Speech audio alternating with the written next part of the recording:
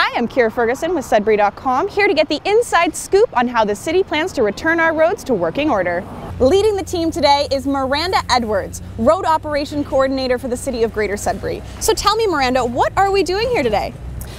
Today, we've received a load of our warm mix asphalt. Okay. So we are going to use that for our pothole patching. Your pothole crews then come and they fill up their trailers with the hot mix, and then where do they go? What's the next step? We will be prioritizing based on our arterial roads, so our major roads. Okay. So they will each be heading out. So it's in all corners of the city on our major roadways. You'll be seeing them out there today. We have a crew that's out here filling potholes, so basically they set up their traffic control systems. That's a critical component of what they do every day. So they'll sit down and they'll develop a traffic control plan which provides them a safe environment to do this type of work. So that's the first step. Generally speaking, we try to sweep out the holes to remove any material that we want out of the way.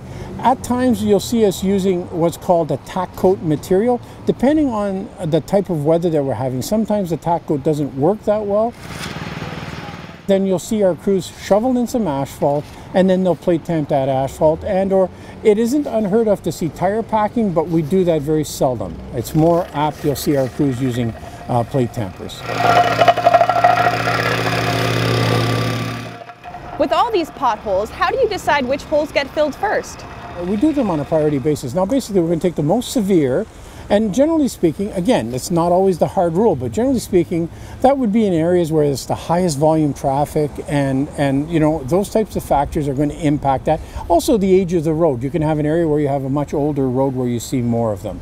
And how long would you say, I know that you said that neither of them are are permanent, because obviously things happen and it can't be a permanent solution, but how long would you say on average that the cold mix lasts as a repair?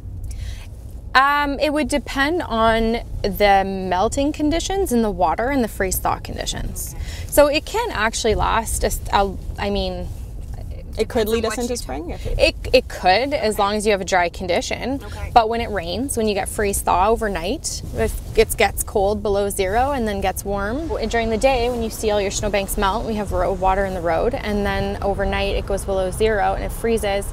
It's the perfect condition it's the perfect freeze-thaw condition. So cold mix will not last that long under those conditions. Okay. And how long does it take to repair a pothole?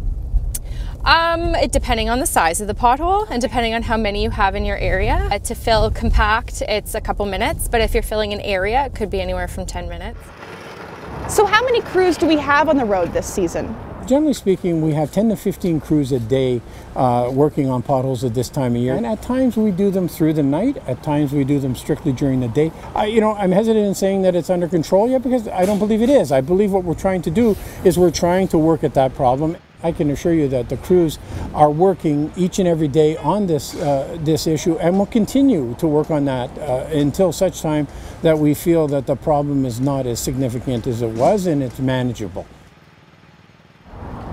Warmer weather means smoother roads ahead, but this isn't a change we're going to see overnight. Be patient with the process and be mindful of our road crews. Everyone deserves to get home safe. For Sudbury.com, I'm Kira Ferguson.